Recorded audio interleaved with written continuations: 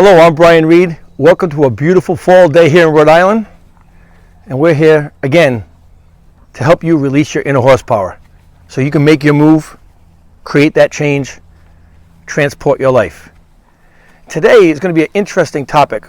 We just went to Arizona recently, so I get a chance to sit on the airplane like I do and buy 5 pounds of magazines and sit there and start reading what's happening. And I picked up Scientific America. And the first thing that got me was the power of sleep, or in this case, the horsepower of sleep, meaning sleep's ability to help you make your move, create changes, and transport your life. Again, transport, move your life toward, not necessarily forward, but toward. And this article in Scientific America blew me away. And I'm going to give my synopsis of it. It's going to be a general synopsis. If you want the details of it, please grab the magazine and read it and read up on the science of it. But it started out like this. They took a piece of content and they taught it to a bunch of people, subjects, early in the morning. And they all read the content and digested the content. And then they separated them into groups A and B. And group B, they told them they were going to be tested at the end of the day on that content. And at the end of the day, they tested both groups.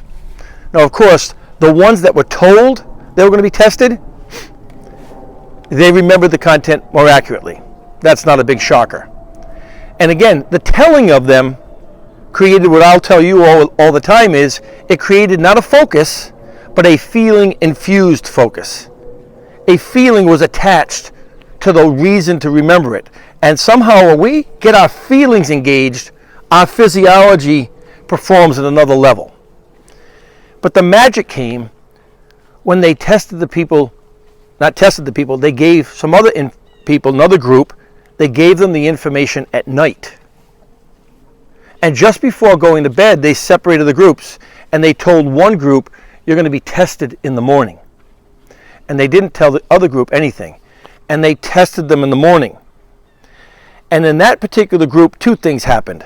One, it was significantly greater than the daytime group of A versus B.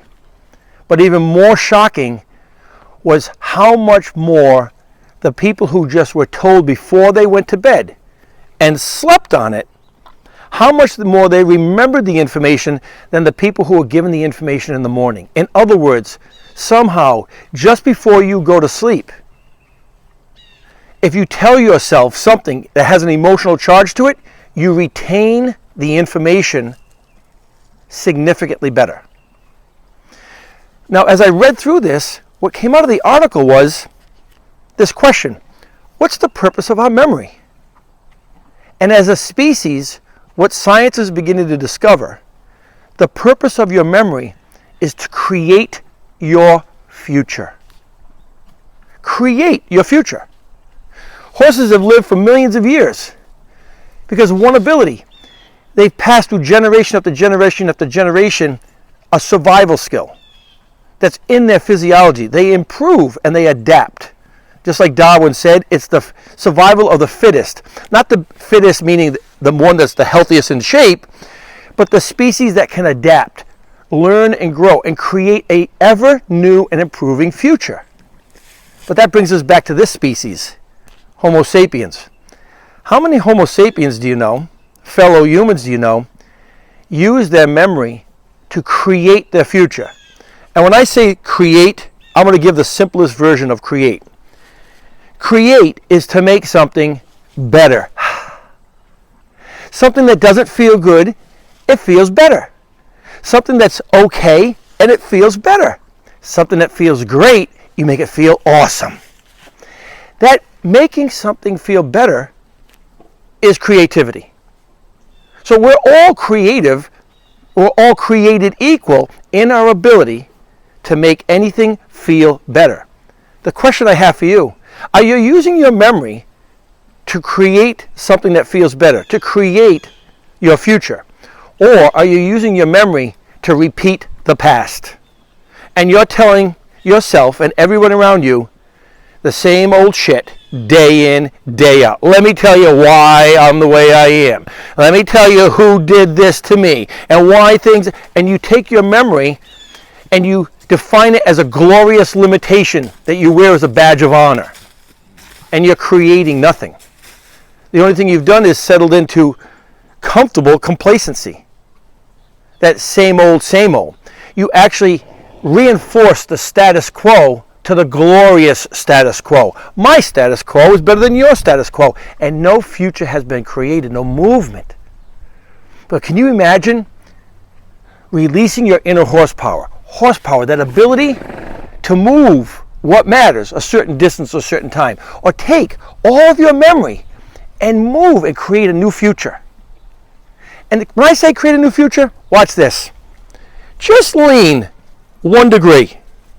Just lean 1 degree and hold that position. Now lift one leg and see how long you can hold it before you fall towards what matters.